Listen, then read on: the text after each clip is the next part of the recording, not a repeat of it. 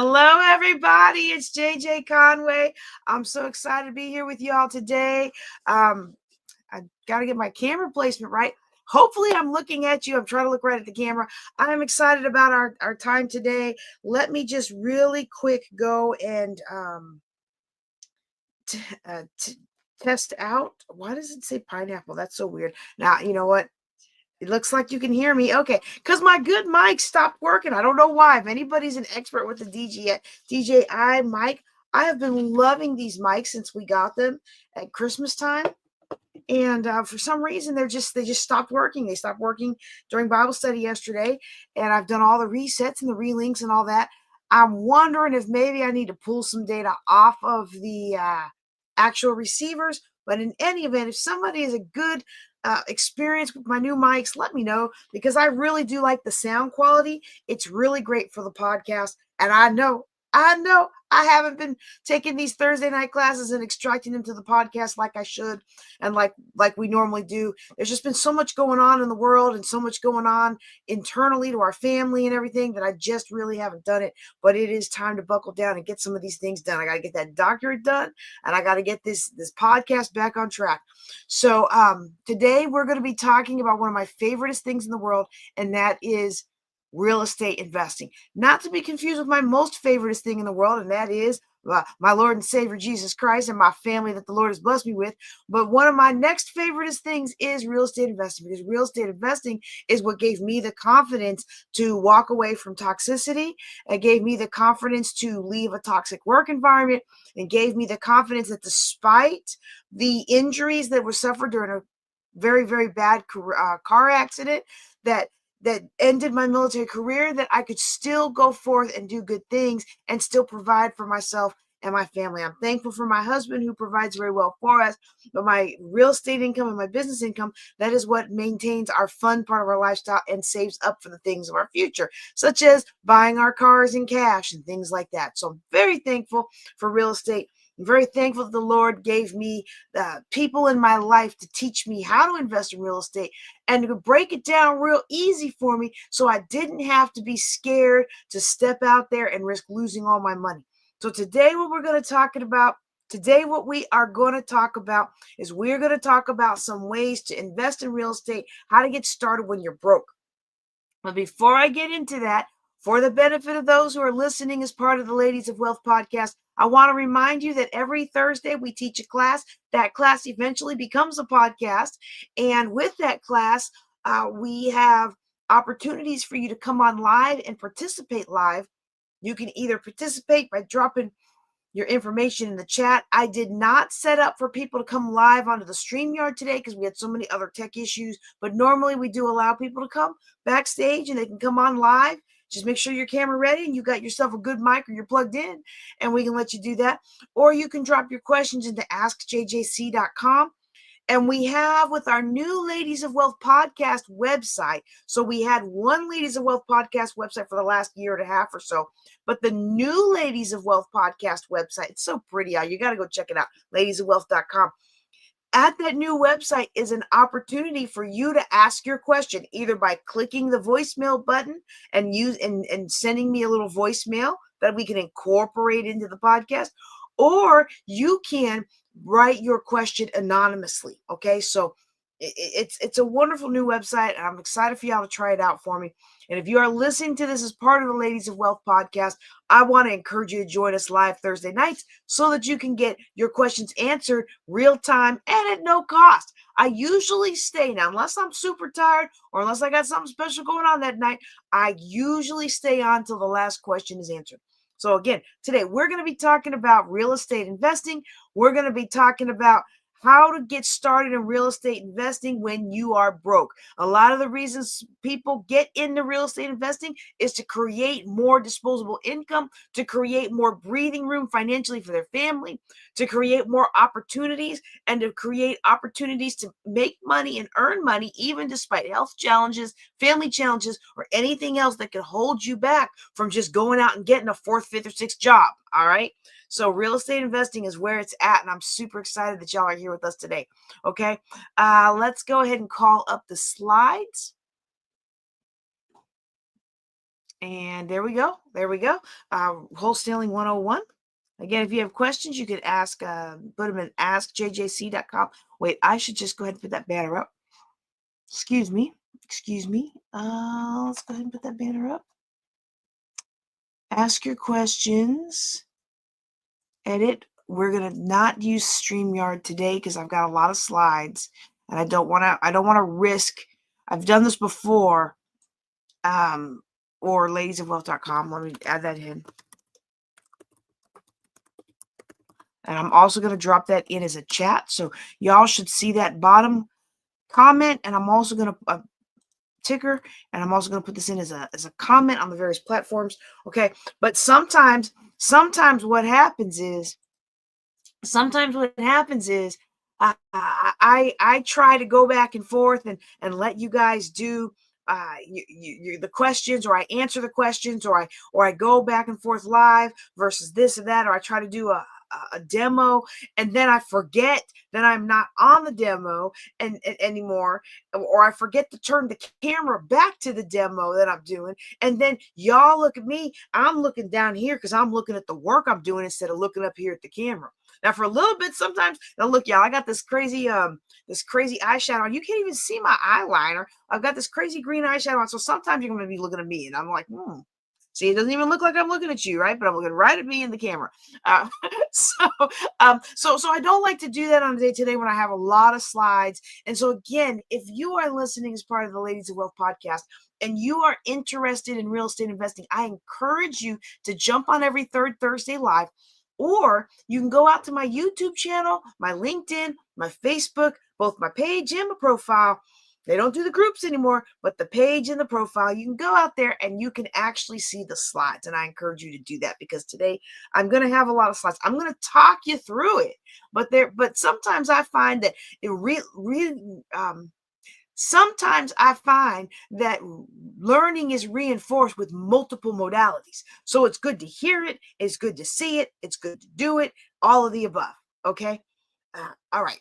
Let's go with the slides again. And it says that some of the websites I am not able to actually post it comments to. So hopefully if you have a question, you're going to post the comments for me. If you can't, try a different platform. If you're on YouTube and it won't let you post it on Facebook. If Facebook will let you post it on LinkedIn. It's all the same handle. JJ knows the way.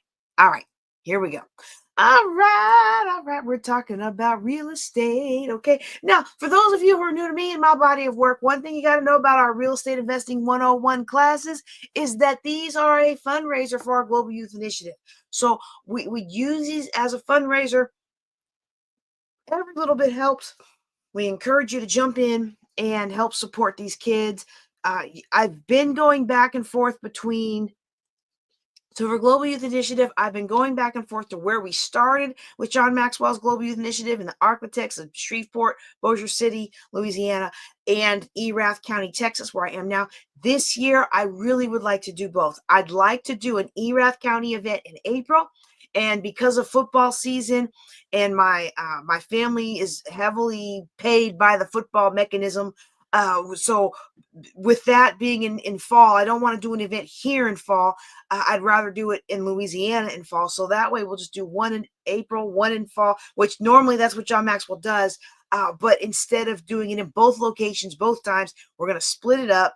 And that way we can reach more children. And so if you enjoy this content, and you know what, look, even if you don't enjoy this content, you're like, I never know. I've never been here before. JJ, this is my first time watching. You know what? Just give $1 or $2 in good faith and see if you won't get blessed. Oh, Lord, I don't want to sound like a televangelist, but it really is our fundraiser, okay? Another announcement I want to give you before we get started. Our Women's Wealth Tour was postponed, and we have rescheduled it for the 20th of March. There is a call for speakers out now. If you're on my mailing list, you already got that in your email today that announced this class. Just in case you aren't on my emailing list, and I don't know why you wouldn't be on my email list, but just in case you're not, I'm going to drop the link in the comments. I'm going to drop the link in the chat that'll take you to where you can apply to be a part of our Women's Wealth Tour. It is a unpaid, but it's also no speaker fee. So you are not paying me to speak, and we are not paying you to speak. It is a grassroots, self-funded effort. We're gonna go somewhere for dinner. It's gonna depend on the tastes and the allergies and all that of the people there. It's gonna be a lovely time to work on our future, our financial future. Okay. Also, call for speakers for Juneteenth Legacy. That's been out for quite some time. You can take a look at JuneteenthLegacy.com. I actually meant to put speak at Juneteenth.com. So let me put that on the chat. Speak at Juneteenth.com. Let me just plop that in a browser and make sure I typed it correctly, because speaking. Yep. Okay, there we go. Oh, that has the old dates on it. Okay, well, I'm gonna have to fix that, but it is the right link. Okay, so those are our announcements. I hope you guys can join us. Okay. Oh yeah, I guess I should have waited on that. This is what the Global Youth Initiative is all about. We do a little mini disc for the kids, and I have created a version that doesn't require them. Hold on, let me go so you can see me. So we do a mini disc for the kids, and I have created a version that does not require them to be able to read. I found the very first time that I took my disc content into the inner city that it was embarrassing some kids, and I think it's an embarrassment to the school system that you've got 8th and 9th graders that can't write simple words like watch or house. Okay. But many of us know that certain systems are the way they are, and unless parents realize there's an issue and take action to fix the issue just goes and gets slid under the rug, or people just get passed from grade to grade to grade to grade, and then they graduate.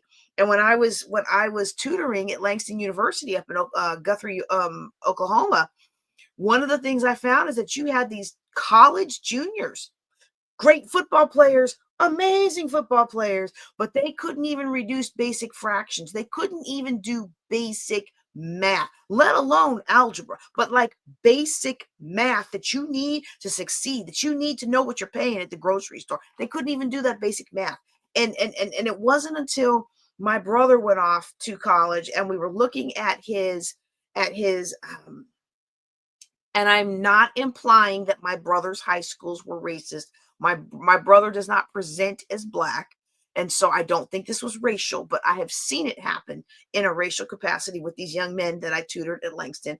But what we saw was, because he was such a star athlete, they put him in all these basic classes, and they basically pencil whipped his math and stuff. And so then when he goes off to college and now he has to do algebra and calculus, he's like, I don't know what this is. Now he does now. He's super smart. You teach him, he can do it. So they just weren't teaching him. Okay, that is not what I'm here to talk about. We're gonna wrap that up and we're gonna move back into real estate. But in any event, what I've said all that to say was, we have specifically crafted these lessons to be the same benefit that others use in a written capacity, but in a more verbal and movement oriented capacity that speaks to a wider range of young people. Can we say it like that? Can we say it like that today? Okay, okay. So any little bit you can help, PayPal, Venmo, or Cash App, they're all the same handle. It's Queen of Cash Flow. It should say either JJ Conway or Conway Financial Group. That's how you're going to know you're in the right spot. Okay, here are our blah blah blah. I really did go to college. Here is I'm tired, y'all. Here is the schedule for our real estate investing. Those of you who've been with me for a couple of years now, you know we pretty much cover the same things every year. This is a really good 101 foundation to real estate. We sometimes do change the classes in the middle. Like sometimes we'll take out foreclosure consulting, sometimes we'll take out commercial, sometimes we'll do a whole thing on landlording. It really just depends on the needs of the people who are in my private class. And this year, the people that are in my private class, they are in a situation where they want to get started in real estate investing, but they are still just hard on cash. And so when you're hard on cash and you don't have a lot of leverage, where we start is where I'm starting you in this. And then as we progress through the summer, we'll talk about more advanced topics. Okay. But this is the schedule every third Thursday. Okay. And I may not have explained at the beginning because I'm just so excited about today's lesson. Every first Thursday, I answer money questions. Every second Thursday, we do a seven-figure business building. So we look at how you can create multiple streams of income. So maybe you speak for a living. Well, how do we add a book to that? Maybe you've already written a book. How do we add speaking or coaching or consulting? Or how do we add live events? How you make your first $1,000 doing these things? Those are the kind of things we do on our second Thursday. Third Thursday is always real estate investing. Harkens back to our days that we started back at Keller Williams Kingstown when we started our Building Wealth Together real estate investment group. And every fourth Thursday is our Empowered Entrepreneur. How do you be the person who attracts the kinds of things that you want out of life? How do you be that person that attracts those things? And sometimes we find as we go through these lessons, I know I did. That's why I teach them. We find that as we go through these lessons, that some of the things that we do, some of the things that we say, some of the things that we think, and the ways that we act in accordance with what we think and believe are actually at cross purposes to what we say we want out of life. So that fourth Thursday is super important. In months where there's a fifth Thursday, it's usually a wild card. Sometimes I'll be like, you know what? I got nothing on the schedule. I'm going to put on a replay and go spend some time with Mr. Man watching whatever show he wants to watch that night. So, that it's only like once a quarter. So you can be okay with the replay once a quarter. Okay. So this is our third Thursday schedules. All right. And I do hope that you all will join us for all of them. There are many, many, many ways to profit from real estate. That's why I'm such a big fan of real estate. Okay. And we're going to skip through some of what I normally do. I normally do a much longer introduction to real estate, but I'm trying to streamline these lessons. Because as time goes and people have kind of gotten back to some semblance of normal from COVID, I find that people don't want to be on for 3 hours on a Thursday night. So we're trying to scale some of that back. If you would like an overview of real estate investing and why we recommend it so much, then make sure you go out to the January class, which was Real Estate Investing 101, 20 plus ways to invest in real estate, even if you don't buy the house. You can find it on the Facebook, the YouTube, the LinkedIn, all the things, not the TikTok, because I haven't figured out how to stream to TikTok yet. Of all the things, at JJ Knows the Way. Okay. And so there's lots of different ways to profit from real estate. The thing that I like about real estate is you can do a lot of different things depending on your personality. So maybe you want to own the property yourself. Maybe you want to control the property itself. But you know what? Maybe you don't feel like dealing with tenants and toilets. Well, guess what? You can still make money with real estate investing. That's one of the things I like about it. There are so many different ways to make money in real estate investing. And so you could make real estate investing money on an industry related, like being a broker or doing a trade or being that person that stages the house and takes the really good pictures. You could do something like that, right? Depending on the property, you could offer what I call ancillary services. So you put in a vending machine, you put in an ATM. I've got a couple places I'm looking to put in some vending machines right now. And I haven't done that in years, but you know what? If the money works, if the numbers work, go for it, So there's all kinds of different things you can do. So I've got here on this next slide. And again, if you are listening as part of the podcast, I want you to go out and take a look at this on YouTube. All right. Because these are some great slides. And I'm not just saying that because I built them. They're actually some great slides. It's called 20 plus ways to profit with real estate. And I've got them broken down into 3 columns. And with these 3 columns, I've got a subset of these that I have shaded in blue, things like bird dogging, foreclosure, short sales, apartments, commercials. These are all things that you can actually make profit without actually buying the property. Okay. It's really hard to profit off of flipping without actually buying the property. I mean, that's kind of part of the flipping. And it's kind of hard to profit off a landlord without buying the property or putting a contract in to buy it where you sublet it. Okay. But these other ones, being a virtual assistant for real estate investors, foreclosure consulting, making deals, offering ancillary products to somebody who owns a property. You can do all of that without buying. You can make money on even new constructions on that list. You can make money with new construction, even if you don't buy the house. Okay. And so I've got that split into 3 columns. 2 of those columns are shaded in blue as things that you can do, even if you don't buy it.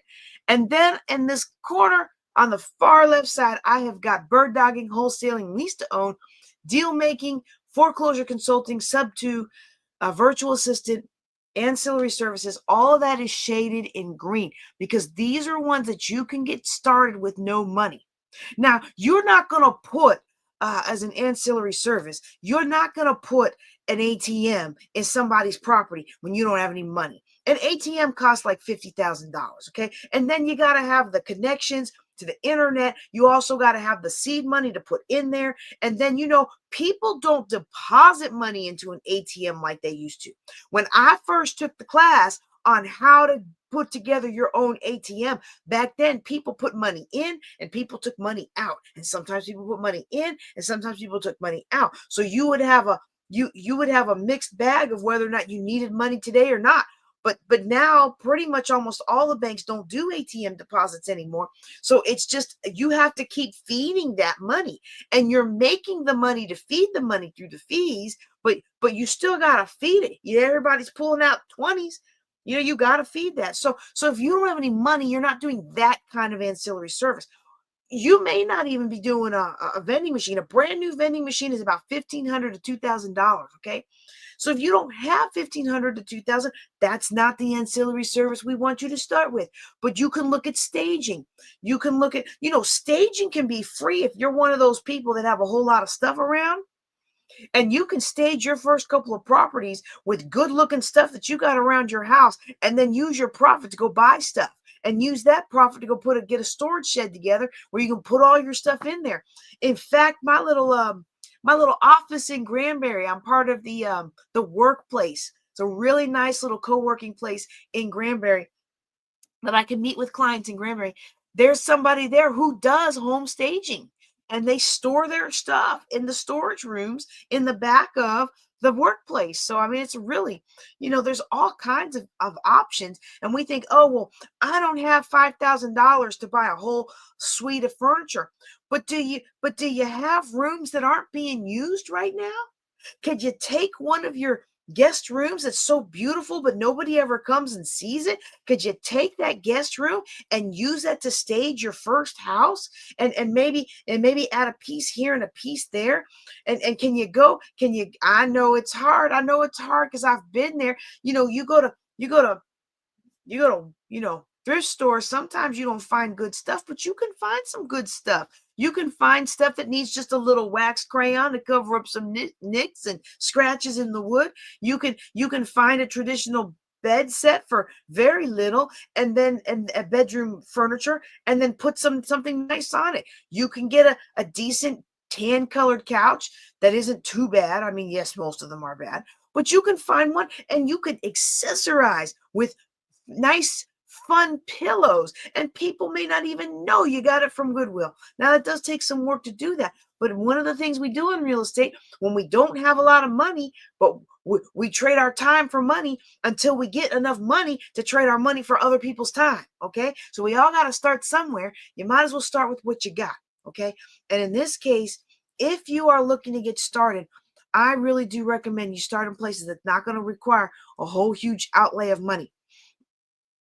One of the reasons I like real estate is because it is, as a financial planner, real estate is one of the only things that I've seen. That's not the only thing, but it's like the top thing that I've seen where everybody who follows the plan succeeds. There's a lot of people who don't succeed in real estate, usually for reasons I'm not going to get into right now because I want to get through the content and I already started late. However, there are a lot of reasons why people fail at real estate, but anybody who follows the plan, especially the guidelines I'm going to teach you today, they may not be doing 100 doors their first year, but they won't lose money. Very rarely will they lose money. And if they lose money in one area, they'll make up for it in others. Okay. So that's why I like real estate. Real estate is what I call repeatable. That means I do it, you do it, he does it, she does it. Everybody who does it gets the good results. Now, that doesn't mean you're going to make $100,000 off your first deal. But my goal as a financial planner is to teach you in ways where you make money, not lose money. All right. So that's what I mean by repeatable. It's something that everybody can do if you are following the rules of real estate. And the number one rule of real estate investing. All right, y'all already know this. Go ahead and drop. Nah, I'm not going to tell you to drop it in the chat because I'm rushing today. I'm admitting that I'm rushing. You make your money when you buy. You make your money when you buy. And one more time for the people in the back, you make your money when you buy. I'm not teaching people. Wait, let me put it on me.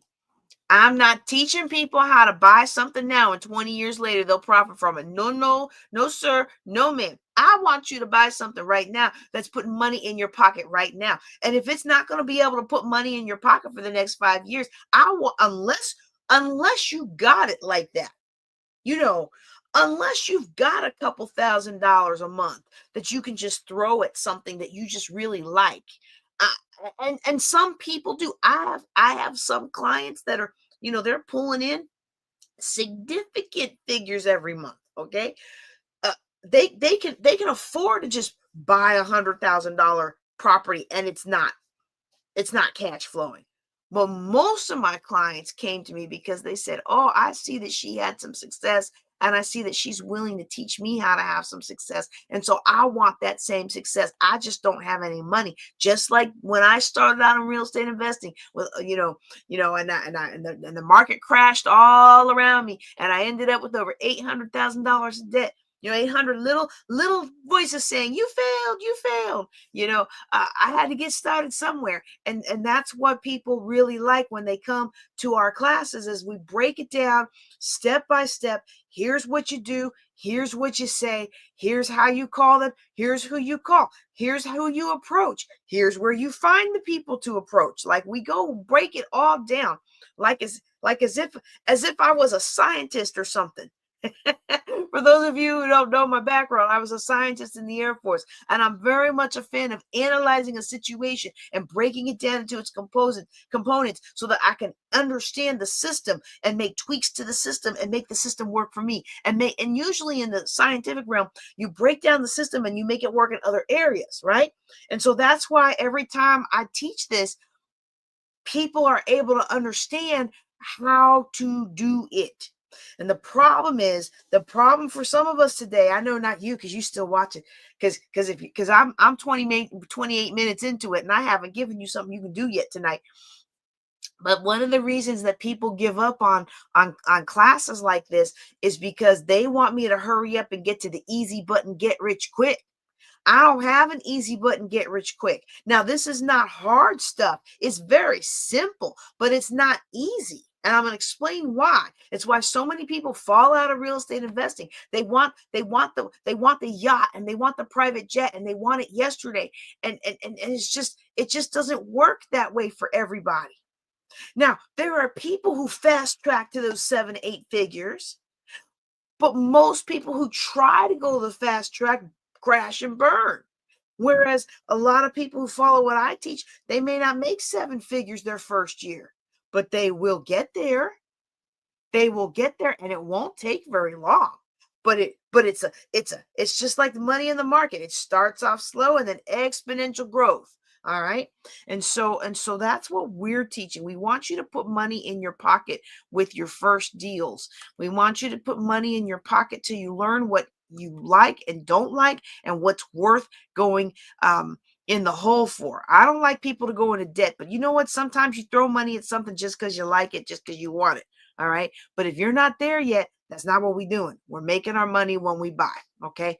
If you can acquire property at if it's 70 to 80% cost of value, that property will always make you money. Now, I say that But let's be real. In today's environment, it is harder and harder to find those kind of deals. You really have to kind of make those kind of deals. So a lot of investors right now are going in that 80 to 85% range rather than that 65 to 70% many people who started out with me were trying to find. Okay. It's a market cycle. The market goes up and down and up and down and up and down. It eventually goes up. I should do it this way on the screen because that's the way you're going to be looking it up, right?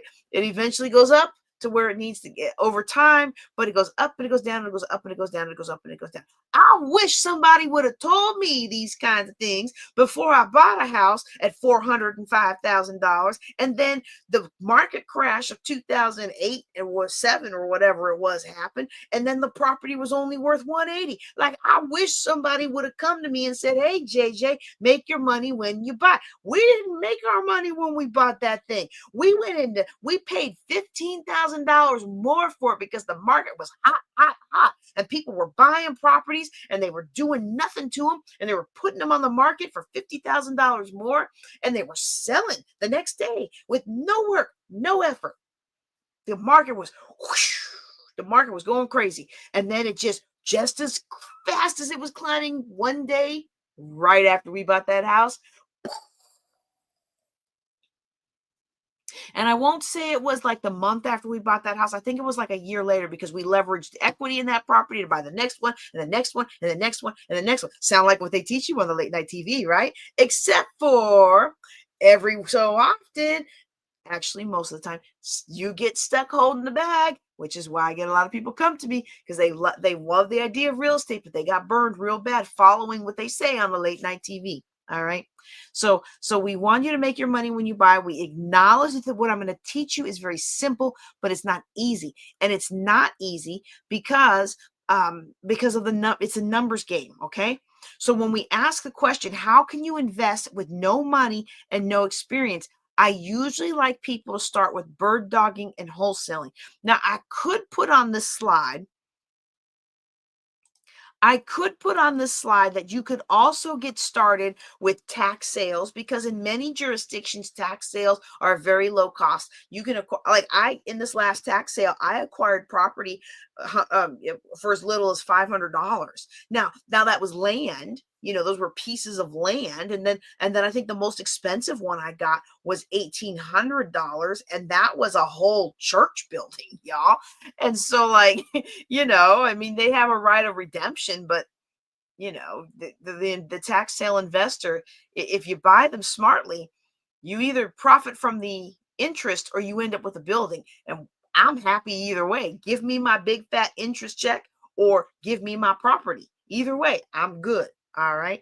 But I'm not putting them in there today because if you really don't have anything, I don't want you started. If you don't have any experience, but let me put it back on there. If you don't have any experience at all, I kind of don't want you to jump into tax sales.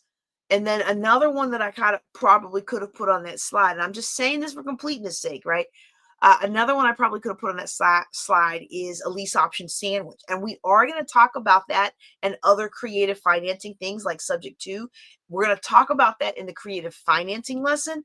We're not going to talk about it today because in my opinion, my sometimes humble, maybe not so humble in this area, humble opinion is that when you are engaging in lease options or tax sales, you really have to know the values. And when we're just getting started in real estate, unless we have a background in appraisal or a background in construction or a background in real estate sales, like as a realtor or a real estate agent, unless we have something of that sort kind of background, we are notoriously bad at judging what work needs to be done and how much it's going to cost to bring that property up to speed. And then we are very bad at judging how much that property is going to sell for. Okay. I have a funny meme that shows that coming up later. All right. So I don't recommend people start in those areas, but you know what? Anybody can get started as a bird dog or a wholesaler. All right. So let me tell you a little bit about bird dog, and we are not going to spend a whole lot of time on this. It is not part of my top 3. Okay. So if you read my email or you came to me from Bigger Pockets and you're like, well, what are JJ's top 3 ways to get started in real estate investing when you're broke? My top 3 ways are wholesaling. Okay. Subject to, and also tax sales. And actually the order would be wholesaling, tax sales, depending on your jurisdiction now. Because some tax sales, if you're in Texas, that could be significant money that you have to come out of pocket. But if you're in a tax lien or a tax certificate state, then those states represent a very low barrier to entry. And there are places in Texas that are very, very, very, very low cost. We had a class taught by Lexington Wright. She did our West DFW RIA women's group one day, and she just showed us some very, very affordable properties. And I was like, I need to get out of my comfort zone and start looking more into this. In fact, I have a saying, a coach without a coach is a cockroach. And when it comes to the Texas tax deeds, I actually think I'm going to hire her as my coach. So if you're looking for somebody in Texas that knows what they're doing, her name is Lexington Wright. She's amazing. All right. And so, but when it comes to my number 1, and that's the one we're going to focus on today, is wholesaling. So bird dogging, I show you just for completeness sake, but it's not even on the list. And the reason is because a bird dog finds a property for another investor, but a bird dog doesn't have anything that makes sure they get paid. So it's a great way to get started if you don't have any options or comfort level in negotiating with the seller. Sure. But this isn't going to guarantee you get paid. And in a cutthroat environment like what we're in right now, with the economic situation the way it is, to me it seems like this is not the best way, because too many investors are like stiffing the bird dogs. That's why I really do like to recommend that people get started with wholesaling. Wholesaling is similar. You're finding a property for somebody else, but in this case, you lock down the price with a contract. So the investor knows what they are going to pay for the property. The homeowner that is selling the property knows what they're going to get for it. Okay. And if you do it correctly, you should be able to walk away with 3 to 5% of the deal. Because what you have done for that investor is you've saved them a lot of money. You're not actually closing on the property. You don't actually buy it. Now, back in the day, they used to teach the double close, where you buy it and the same day, you're in 2 separate rooms next to each other, and you buy it from the seller and then you sell it to the new. You don't even have to do all that anymore. If you've got a good title company, a good real estate attorney, they can draft up the paperwork and they can get that thing done. Okay. And so basically what happens is you come to the closing table. Okay, wait. Let me draw this out. I want to make sure I draw out the process. Okay. Where's my collection of pens? This is so bad. I use this is my old protocol hat. Look at how sharp that is. You know what? You pay somebody to get in there and make that real sharp for you, so it stays, right? Looks real nice when you're picking up the generals. So the process in wholesaling, okay, I'm going to see if we can use green for money, okay? You find the property, okay? You find the property. And I'm going to use low round numbers here. I know in many markets, these numbers aren't going to be right, okay? I know in some markets they are still, but it's dwindling, okay? We're going to just say you found this property. Its after repaired value, ARV, is 100K. Okay, that's what you found this property, and you looked at it. I'm gonna tell you something. When I first started doing this, I went on all these bus tours with all these investors that were more experienced, and I noticed that every single one of these ladies, they were basically putting about $40,000 to $60,000 worth of work in their properties. And since I really couldn't tell how much work was needed to be done, and I underestimated a lot unless I brought somebody in, but sometimes in these situations, you don't have time to do that. I just started saying, okay, 40,000, 50,000, 60,000, depending on the size of the house. And I was just going to just it feels like pulling the number out of the air, but it was informed by the fact that at that time, so this was like 15 years ago, 10 years ago, that's what these ladies were paying to renovate their houses, whether they gutted it or not. And so I was like, you know what? I'm going to save myself a whole lot of time, right? So we're going to just assume, I know you're not, shouldn't assume, but we're just going to say that it's going to need 40K worth of work. Okay. 40K worth of work. So the house is worth 60K. And what you do is you get the seller to sell it to you for 45K. You get them to sell it to you for 45K. You take that 45K to an investor.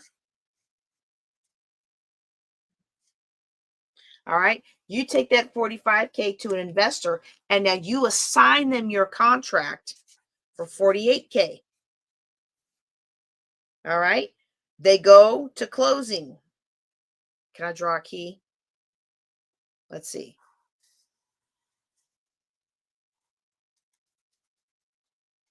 That's really bad. You go to closing. You go to closing. The seller gets 45K and you get 3K. All right. And you say, well, why on earth would that work? Because this investor did not have to spend time. This investor, you save this investor time. They didn't have to spend. You save this investor negotiating. They didn't have to do. And all of that to them was worth 3K. And if I'm that investor and I can get a property with an after repaired value of 100,000,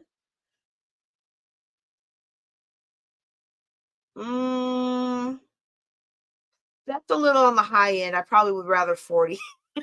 But in today's market, this is not a bad deal. Okay. So I know I have my investor networks and stuff. So I can probably get this after repaired value down even further. I mean, this repair cost down even further than what a newbie could, because you know what a new person's going to do who hasn't built their investor networks. They're going to call Joe's Plumbing out the phone book and they're going to pay retail prices. When you've built your investor team, you've got trades and you're all working together. You feed them deals, they feed you deals, you feed them deals, they take good care of you on the pricing. Okay. So if I'm in this for 85 and now, wait, that would be 88. Okay. So that's at 88. It is on the high end. Their total cost. Wait, let me put that in a different color. Total cost. Okay. Let's scratch that one out. Total cost. 88K. Sale price 100K. Their profit is 12K.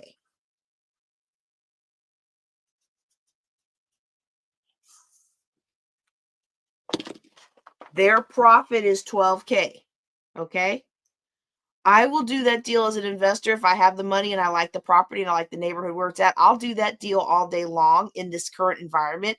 In a higher and a more stable environment, I would want probably a bigger spread. But if I rinse and repeat, I don't have a problem paying the wholesaler $3,000 because I made 12. After paying them $3,000, I still made 12. Okay. And so you rinse and repeat, and you do that once every 2 months. You flip a property 6 weeks to, if you know what you're doing, 6 weeks to 2 months, you say, well, that's not a whole, but that's still $60,000 a year free and clear for them. And then you know what that is for you? If you're the one supplying and you've got not just one investor, but let's say you've got like 5 or 6 investors and they're each doing, every 2 months. So that's 6 deals, that off this one investor, if I'm supplying them their deals, that's 6 times 3 is 18. And then I've got 5 other investors, right? Me as the wholesaler, I could actually be making more money than the investors I'm serving if I streamline and use a process. And that's why I want you to learn how to do this with the process. So I've got a process. I wouldn't mention it if I didn't have one to sell you a class on. I'm not selling anything tonight. I didn't have time to build it, and we haven't built it up. We are doing Driving for Dollars next month, and so if you want to be in on that, it's going to be $29 for you to come in the Zoom, and you're going to be in the car with me and my intern, and we're going to go driving for dollars. Okay, and then we're going to put that footage as well as the other footage that we took the other day when we did Driving for Dollars. We actually made footage. We actually got out and talked to people. Oh my goodness. And she was like, you can't do that. And I'm like, oh yes, watch. You get a lot of information out of people that they don't even know that they're going to give you. And so we had such a good time.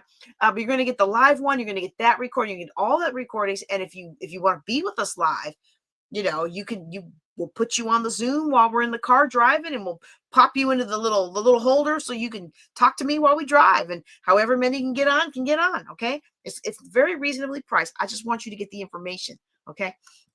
But I do have a price. I do have a process. Now, before I give you that process, I do want to explain why everybody and their brother's not doing this. Because to me, come back. Because to me, if I could rinse and repeat this, okay?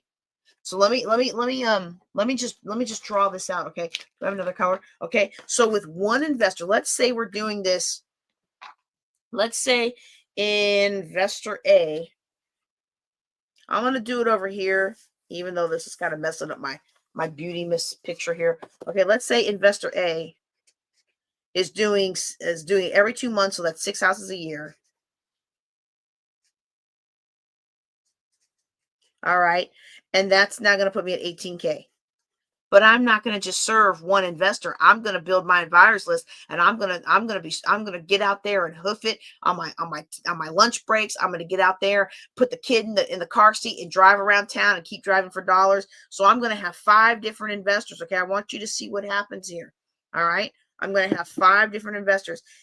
Investor B, maybe they like high-end things, but they don't do as much, but they're doing 4. I'm going to just do this on a different sheet of paper. So this is too crowded. Okay, so investor A, we just did that one. She's doing 6 houses a year, and she's paying me 3K ish because that's about what she likes with the value of the property. She likes those little $100,000 properties. Okay, let's go. I put 8 instead of A. Investor B. The investor B likes the 250 range, and with a property that's 250, you can kind of expect to get anywhere from 5,000 to 7,000 for a wholesaler fee. We're just going to make the math easy, so we're just going to do 5, okay? But they're doing the more expensive properties. Maybe they're not doing as many of them. We're going to say 4 houses a year, and that's 5K. That's 20. All right. Now let's say I've got the man who taught me how. I don't know if he still calls him this, so I'm not going to give you his name. But the man who taught me how to do real estate, he used his name, what he calls the deals, for his name, and they were 1 million commercial properties. That's what he wanted: 1 million commercial properties or 1 million apartments. And so let's call that investor C. If I'm finding a $1 million property, I can expect to get compensated about $50,000 for that. But in order for me to find a $1 million property that's going to give me the good juicy discount, probably not going to get but 1 of those a year, right? So we're going to do 1 apartment a year with this guy or gal, all right? And that's going to be 50K. Okay, just those 3 investors alone. Just those 3 investors. And when you go to a big real estate investment meeting in a big town, you got hundreds of investors in there, right? Just these 3 alone. These 3 alone. I am doing $88,000 worth of real estate deals. I am walking away from the closing table with $88,000 of real estate money in my pocket, and I ain't bought a single house. Do you think you can change your life with $88,000 in a year and you haven't bought a single house? How many of us live in neighborhoods or in areas where you can buy a property for $300,000, for $400,000? Some of us still live in neighborhoods where you can buy a property for $200,000. How long does it take you to buy your own property when you're bringing in an extra $88,000 a year and you haven't bought nothing? You paid for some gas. You might have paid some legal fees to get the documentation I give you, because it says on big thing for education purposes only. You might have paid $1,000 to get that reviewed by your real estate attorney. You would have paid for some gas. You might have paid for some cough drops because you're going to be negotiating and getting and hearing no a lot. You're going to be on the phone a lot and hearing no a lot. But this is just with 3 investors of differing types of properties that they like. Okay, so that's why this is such a powerful technique. And with that, you would think everybody would be doing it, but I'm going to show you why they're not. Okay, I'm going to show you why they're not, because it's a numbers game, and most of the time you get no or you get no answer. Okay, let me show you this. Okay, out of 100 offers, and this is just real estate in general. Okay, this is really business in general. Like, I have a phone book over here, and so in the market that's served by that phone book, I am going through. I am not going through. I will be going through. Let me be real about it. I will be going through. The phone book has made it out of the mail stack and into the office and onto my calendar for next week to go through and start phone dialing and selling people into some training classes, because their employees need what I offer as finances, and people need the leadership training and the communication training to help their teams be more high performing and more autonomous and not need so much effort and drainage on the boss. A lot of our entrepreneurs just don't have the time and energy to manage a lot of people when they first get started. So let's alleviate that burden. Doesn't that sound so good? Ooh, it sounds so good. That's what I'm going to tell them on the phone. But I'm going to make those phone calls. And out of 100 phone calls, I might get 10 that answer. In real estate, out of 100 offers, you might get 10 or 15 that are willing to negotiate. The rest of them, you know what they do? They don't even respond. They just ghost you. Sometimes you get a no. We won't take 30,000 for this 100,000. This property listed for 100,000. We'll take 100,000 for this property listed for 100,000. And you're like, okay, well, I'll put them back in the thing and check if they're still trying to sell a month from now, right? But most are going to ignore you, and nobody likes to be ignored. When you finally get a couple that are willing to negotiate, maybe 10, maybe 15 are willing to negotiate, you go talk to them, you go look at the house, and whether you like the house or they just like you and want to sell it to you, sometimes you get there and you don't like the house, you don't like the real estate, you don't like the apartments, you don't like the office building. Sometimes you get there and you can't convince them that what you really offer is the solution to what they need. So you're not going to get that many under contract. 5 to 7 is being a little bit on the generous side here, right? Because I want to encourage you, right?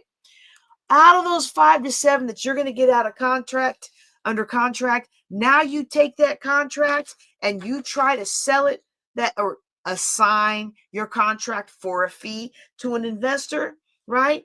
And out of those, maybe a few of the investors will actually bite, and the other investors are going to be like, wow, JJ is really new at this. She doesn't understand what she's doing. She thinks that this property is worth $100,000 and only needs $40,000 worth of work, when it's actually only worth $80,000 and it needs about $60,000 worth of work. So they're not going to budge. Even if you're right, they're just going to assume that you're too new for a while till they've seen enough offers. So you might get 2 or 3 wholesale to an investor. And then you think, yes, I got the contract wholesale to an investor. I've got the contract signed by the investor. They're going to go and buy this property, and I'm going to make my 3,000. I'm going to make my 5,000. I'm going to make my 50,000. Oh, we get so excited, don't we? But then they go in with their contractor and they're like, yeah, no, this isn't going to work. Oop, mold. Nope. Or they go in and they see something else. Or you know what? Their wife suddenly announces she's pregnant. Their husband gets a job halfway around the world. Whatever reason, they don't end up closing. Okay? So out of 100 offers, that you make, you most likely will get one fat payday. And that's why more people don't do this. That's why more people don't do it, because I don't want to make 100 phone calls to only get to one closing. I don't want to make 100 offers to only get to one closing. I mean, the phone call is the same kind of ratio, so you haven't even gotten to the offer yet, I could make that pyramid bigger and make it like out of 150 phone calls, out of 200 phone calls, you might get one or two paydays. That's why people aren't doing it. It's not because it doesn't work.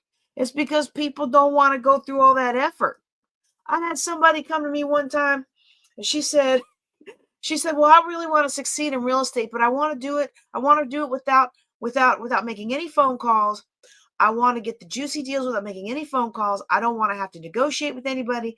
I don't have money to pay a wholesaler. I don't have financing to buy it traditionally. I just want to find these cheap deals and push an easy button and have them come to me and start making myself financially independent. I was like, I can't help you, because that's not how it works.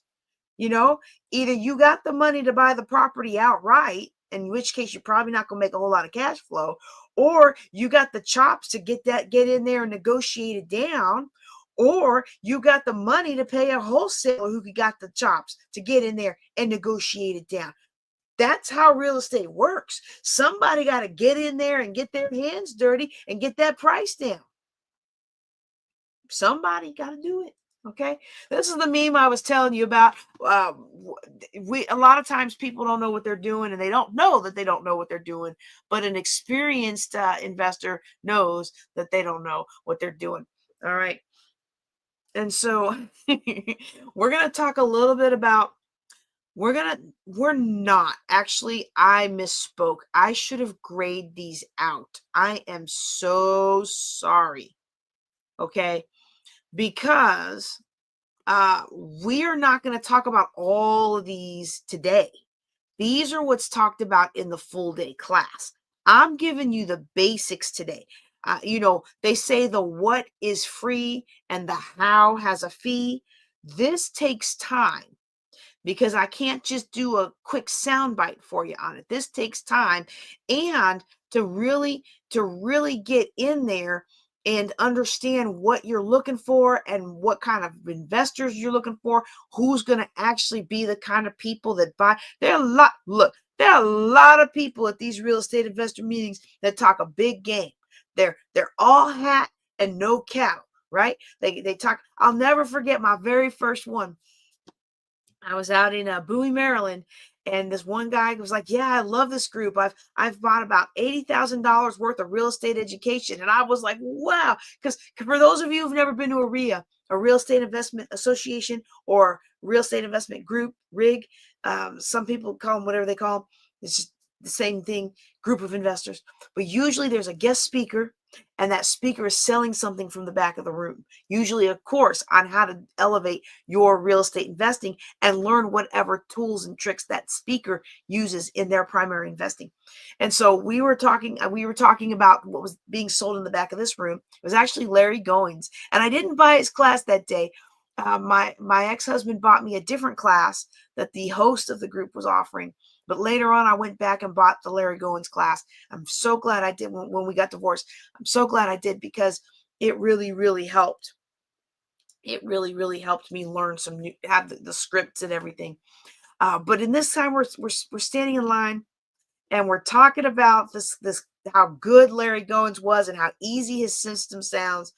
And we were talking about it, and he said he'd spent $80,000 on his real estate education. And I said, "Wow, $80,000. Well, how many properties have you bought?" And he said, "Well, I haven't bought any properties yet, but this class sounds so good. I'm pretty sure this is the one I'm going to need. This is the last piece of the puzzle that I need to feel confident to go out and buy a class." Y'all, for $80,000 back then, he could have been done, bought 2 or 3 houses in Baltimore City, fixed them up, and got them rented out. And even if they flopped, He would have gotten more real estate investment education out of those flops than he would have gotten out of that $80,000 worth of courses that he had bought. Now, I hope since then that he's gone on to become a real estate mogul. Some of us are a little bit of a slow start. Some of us take our time to analyze and we make sure things are right. I'm not knocking him at all, but his style was not going to work for me.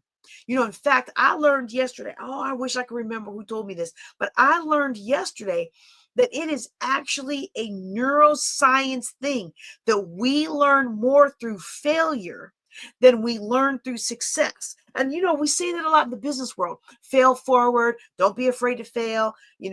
Every high earning entrepreneur failed first. So fail first and fail often. Like, we say things like that, right?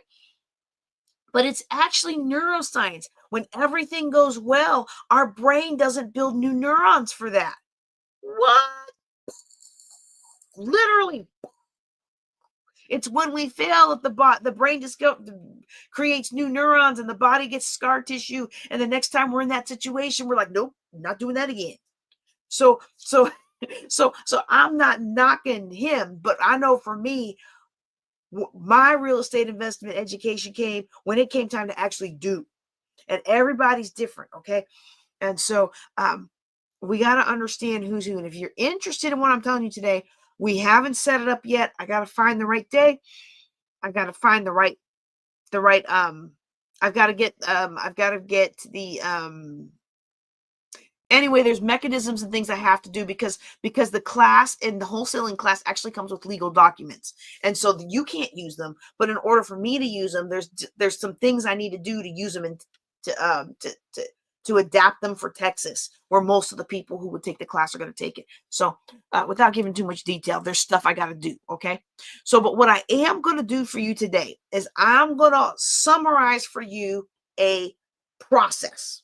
And here it is. Look at that. Look. Don't ever say I didn't do nothing for you, right? Don't ever say I didn't do nothing for you. I got it right here. You can screenshot it. But look, if you screenshot it now, this is part of our fundraiser. Send a little something to PayPal, to Venmo, or to Cash App at Queen of Cash Flow. And just thank me for showing you the steps, nice and easy. These are the steps to wholesaling, okay? And we're going to talk about the first two steps in detail. The rest of the steps we'll be talking about in detail with the full day class. And I'm going to be up front with you. The full day class is not even going to be enough time to really dig into everything. We're going to practice with some scripts and we're going to practice with some real world cases. Okay. We're going to actually do the research. We're either going to make real world phone calls, or if we can't, we'll at least practice with each other. Okay. Depending on what we find and what we bring to the table. That class isn't even going to be the be all and end all. That's why I'm going to give everybody who takes that class a 90-day coaching where we can come in and talk together and dig more into it, because it's just that much. And I want you to succeed. Like, why do you want us to succeed so much? Because I need you out there finding properties for me to buy. I remember the first time somebody told me that, I was really like mad at him. And then I was like, you know what? It makes a lot of sense. I don't have time to be out there negotiating. And if you're just getting started, you have time to be out there negotiating, and we can work with each other. And then you will make this money. And you can decide either you want to wholesale or you don't. I know some people that wholesaling is still, they make millions a year. Wholesaling is still their primary business. Okay. It was not my thing. That's probably because of having young children and all that. It was just not my thing. Okay. So this is the steps. Okay. I put number 1 and 2 together because you do kind of want to do them at the same time. But it doesn't do me any good to find good properties if I don't have a wholesaler. I mean, if I don't have an investor to buy them. Let me say that again. I can find great properties, but it doesn't do me any good to find a bunch of properties where the seller needs to get out from under that crazy mortgage right now if I don't have investors in the queue to actually take that property off their hands. So while you do number 1 and number 2 together, I put number one first because I need buyers to buy these properties when I find the right ones. A lot of this, just like any other good deals in real estate, is a fast-paced, fast-moving thing. Okay. I don't find a good property today and that property still be here a month from now. The month from now, some other investment done bought it already. They've already bought it, closed it, started their renovations. Okay. So we're going to talk about these steps. We're going to talk in more detail about the first two. But again, if this is something you're really, really interested in, okay, I want you to text. Oh, I don't even remember what it was. Let me go look at it. Hold on. I got to remember what it was. I want you to text me 254 964. Nope. Nope. Wrong number. 254. Did I put it on here? Or do I have to do that? Oops. Okay. I messed that up again.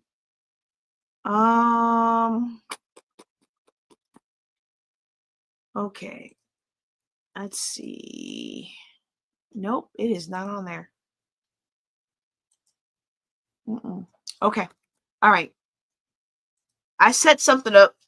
We're just gonna have to change it. So if Cielo is listening, maybe she can go in there and change it. Sorry, y'all. I'm so sorry. Let me just put this in here because I want to forget to tell you. If you are interested in the follow-on, text sale deep dive to 254 454 hope. And I got to remember what that is. Let me look at my phone. Okay. 4673. Okay, that's my number. I'm not going to get it until that's my business line, my business line. I'm not going to get that text until after we're done because that's actually my text, okay? Nobody else has access to that. Yet. Look, I've just started letting people have access to my email. I'm not there on the text yet. We're getting there. All right. Let me go ahead and put that back up. But we will be doing the deep dive class. All right, so we're going to start off talking about how to find your buyers list, okay? We want to understand that there are multiple kinds of buyers. The ones that you will mostly run into are, I'm so sorry. Let me start that over again. There are multiple types of investor buyers, but that's not what this bullet is saying. There's two types of buyers in the market. So the first type of buyer is retail. That's a family that's going to live there. That might be a business owner who doesn't really understand about investing, that they're willing to pay full retail price for the property. The other type of buyer is wholesale buyer, and that is somebody who's going to get the property at a discount, and they may need to put some elbow grease into it to fix it up, but they're not paying full price for the property. Okay.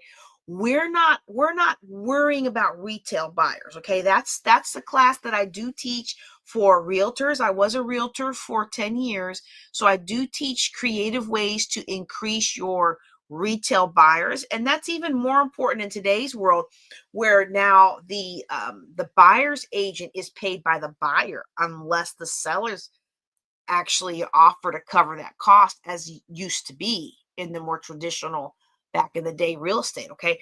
We're looking at the wholesale buyers, other investors, because that's who we want to find deals for. See, this is one of the issues with trying to use real estate investing to find your own personal property. You can do that. However, the property, when you get it, to get it at a discount, there usually needs to be something so wrong with it that they can't just quickly fix it up and put it on the market and sell it to an end buyer who wants a pretty house. So when somebody comes up and they take my subject to class, or they come up and they take my tax sale class, they're like, well, how do I get that pretty house across the street from where I'm renting? Well, that's not how it works. You get, it's kind of like when we were growing up and you didn't want to eat what your mom cooked for dinner. And she said, you get what you get and you don't throw a fit. That's kind of how it is in real estate property. If you don't like it, you don't buy it, but you can't dictate that somebody goes and, hey, you over there, stop paying your taxes so I can get your property at a discount. Like, that's not how it works, right? So we're going to focus on that because we're not going to be worrying about the retail buyers. We'll talk more about that in the flipping, okay? It's hard to find a great deal on a pretty perfect home that you can just move right into. They exist. I mean, they really do exist, but it's just not as easy to find, okay? So there's two ways to go about finding our buyers. And again, we talk a lot more details about this in the deep dive class and the 90-day follow-on coaching. Then we just don't have the time to do that tonight, okay? But I want to make sure that you're aware that there's two different ways to find buyers. They're opposite sides of the same coin. Prospecting is where you go out looking for the buyers, okay? You go out looking for the buyers. How do we go out looking for buyers? We go looking for buyers by going to places where buyers are and talking to buyers and talking to people who buy real estate, okay? We're going to get into a little bit of that at the end, but when we talk about real estate investment meetings, but there are different places where people associate who wants to buy real estate, and that's where you will find your buyers. Okay? The other half of that coin, finding buyers, is what we call marketing. Marketing entices the buyers to come to you. So prospecting, you go out finding them, and marketing gets them to call you, gets them to email you, gets them to DM you. Now, there's all kinds of ways to entice people or go after them. Okay. And you can see now, if you're listening to this, well, we probably won't get this far on the Ladies of Wealth podcast, but just in case we do, if you're listening to this on the Ladies of Wealth podcast, this is the part of the training where you really need to go out to YouTube, because I've got a lot of grayed out text that is stuff that we cover in the deep dive training, but that I'm not going to cover today, but I'm showing it to everybody. So I'm going to do my best to read the whole slide for the sake of the people on the podcast, but that's not my, but I want you to get the most completeness. So go ahead and take another look at the YouTube or LinkedIn or Facebook at JJ Knows the Way. All right. So building our buyers list, one of the best ways to do that is to go out to real estate investment association meetings or real estate investment group meetings, or any place where people are together as an association to buy the kinds of properties you are looking for. Like, for example, there are associations for almost everything out there. You can find associations for people who like apartments. You can find associations for people who like office buildings. You can find associations for all kinds of different aspects, okay? Generally speaking, you're going to find a lot of different types of investors at a real estate investment meeting. And you want to look for somebody that's actually doing the thing, okay? Yeah. I told you my story about the guy who had bought $80,000 worth of courses but hadn't bought a house yet. Now, he clearly has money, so I don't want to dismiss him from my buyers list. Ooh, no. But I want to qualify him because sometimes, not saying him, but sometimes when people, they're hesitant like that, it could be that they're analyzing, and once they get going, they're unstoppable. All right. That's the kind of hesitant buyer I want on my list. But sometimes when people are hesitant like that, it doesn't matter how much training they get. They might go ahead and even write a contract or put in an offer or come to your auction and be the highest bidder. But at the end of the day, they're going to back out. So you want to make sure that you're working with somebody that's actually going to do the thing. And the best predictor of whether or not they're going to do the thing is whether or not they already have when it comes to real estate investing. So there are other ways that you can build your buyer list. And these are things that are both prospecting and marketing. But in this particular thing, we're talking about prospecting. Okay. So I just want to make sure that we're clear on those terms again. Okay. Prospecting is where we go out and find. And then marketing is we get them to call us, okay? So a lot of the things on this list can actually be both ways. So for example, bandit signs, I'm calling other investors bandit signs, and I can also put out my own bandit signs. You know, active rehabs, I'm going by active rehabs and I'm seeking out whoever's in charge of that, who's the investor behind it, calling for the ads. You Back in the day, they taught us how to age the ads. So you get the properties that are available, you'd age them a couple months, and then you'd call to see if they're still available.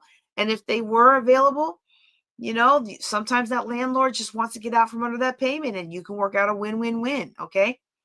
Now, I have a system. I got a system, because there's no way I could keep track of all this without a system. I have a little system that I use to help keep track of the investors and what they're doing, and how I'm finding them, and if they're moving and shaking or not. Okay. When you come to the deep dive, we'll talk about that. But real quick, before I move on to the next slide, I want you to remember that no matter who you're working with, no matter how big a game they talk, make sure you get a proof of funds before you go making offers on properties, expecting that this investor will take them off your hands. Because remember, you're not buying the property. You're making an offer on the property. You're writing a contract for the property. That investor is buying the property. If your investor's proof of funds is only $100,000, there's no sense in you bringing properties to him or her that's going to be $200,000 or $300,000. They're not going to close. And so you want to focus and be laser focused on serving the investors that work with you, and doing so well that you can make the choice to either make a full business out of it or not. Okay. All righty. My secret weapon for everybody, and if you've been in any of my real estate classes, this is not new news to you, because this is something I say in almost every one. Your secret weapon is actually other investors. The number one rule of real estate investing is you make your money when you buy. The secret weapon of real estate investing is other investors, okay? And one of the things that you do when you find a group or association of other investors is you take advantage of the opportunity to learn from them. You're learning from people that know how to do what it is that you want to do. So, like, for example, I can teach you general principles of real estate investing. But if I'm not in Arkansas, I can't teach you the details of Arkansas. It's like I still have some swag in Maryland, because I have Maryland property and I stay abreast of the rules in Maryland and the different laws that they're changing. But the further removed I get from Maryland, the less accurate my information might be. I still invest in Bossier City, Louisiana. And if you have a question about Bossier City properties, I'm out there once a quarter. I can still tell you about Shreveport or Bossier City. But it's not the same as somebody who's there at the SB RIA or the Real Estate 360 group, that they're there in the trenches day in and day out, that they understand the pulse of the neighborhoods, and they understand which ones are up and coming and which ones are declining.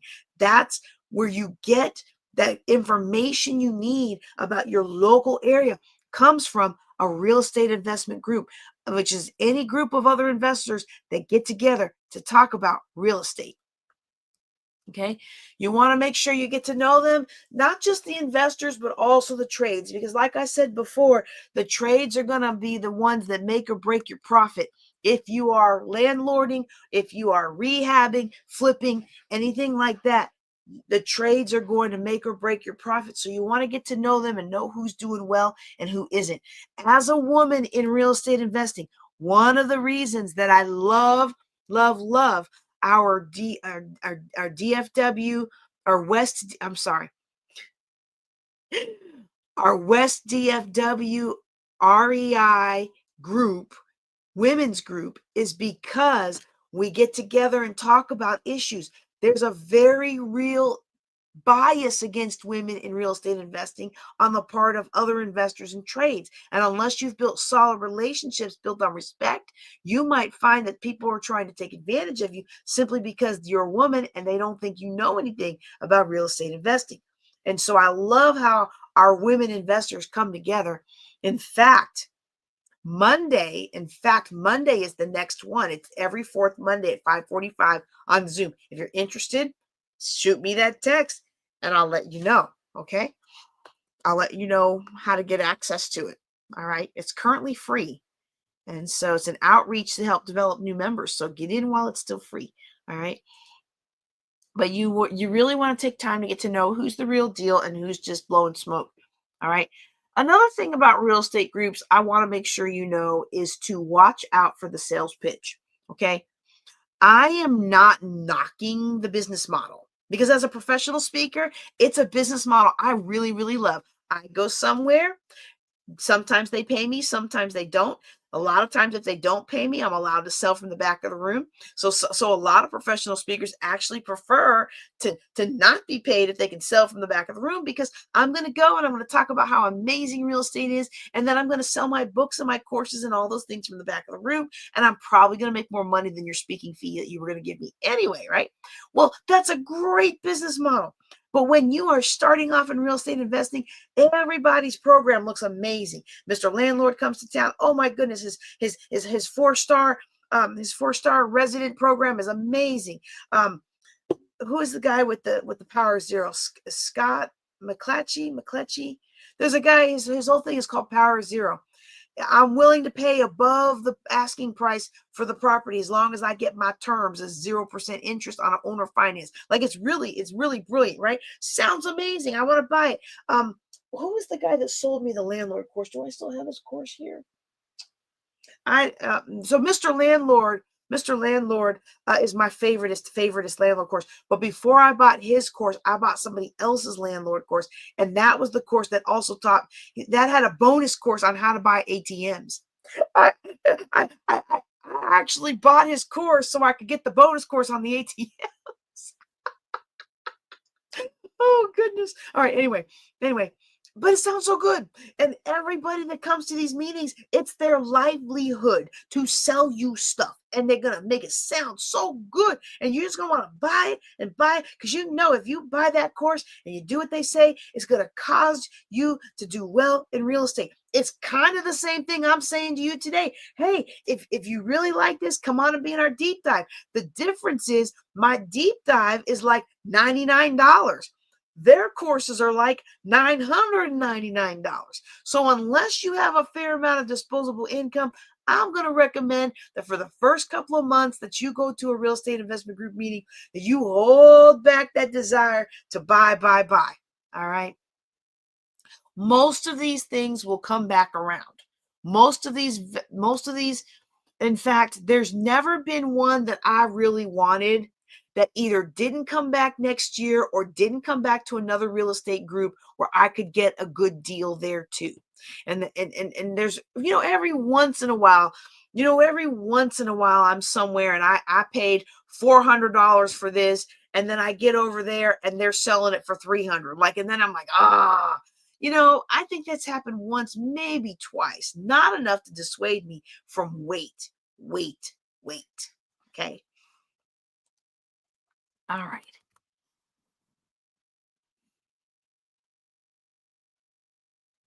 Let me get a quick drink and then we'll go on the slide. Actually, I think I'm going to skip this slide because I think I kind of already explained this. Like, it's not that we're all training our competition. It's that we know that there's plenty out there for all of us, and it's profitable for us to train people to come up along behind us and come up with deals, like it's just how it goes. When I found deals, who did I take them to? My mentor.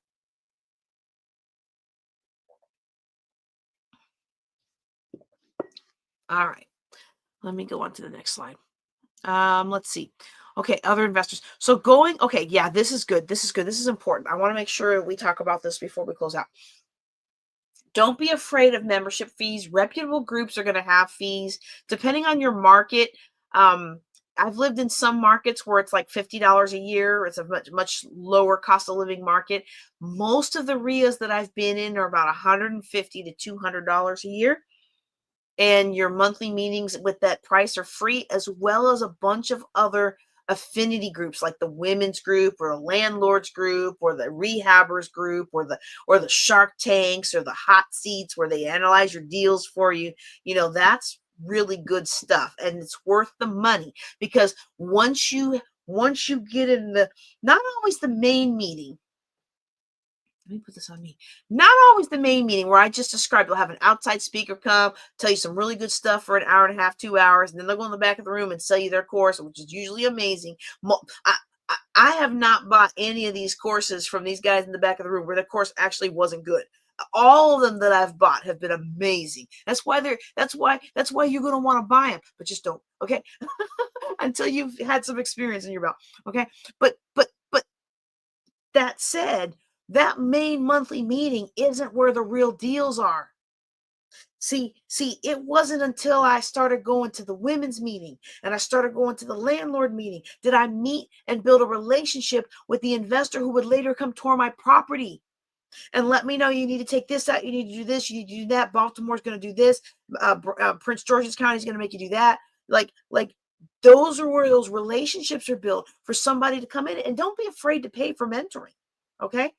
I one time I was scared to death, but I needed a lease and I couldn't find a property manager, and I was 9 months pregnant. Don't ever rehab a house 9 months pregnant, but our timelines got all skewed, and I didn't know I was pregnant when I put the offer in, and I needed some help, and I paid. I won't say her name because I'm sure her lease costs a lot more now. But the person who ran our landlord group, I paid her $200. This was a long time ago. It was so much money back then. I paid her for her lease, but she had an ironclad lease for Baltimore City. And if you've never been in Baltimore City, so you got Baltimore City and you got Baltimore County. But Baltimore City, they be funny with the money.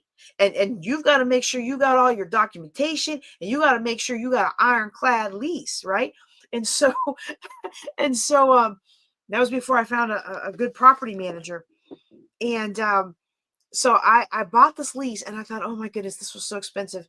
And then we met at Whole Foods, and you can still find my summary videos out on YouTube. They're one of the first couple of videos I made, so sort by the oldest.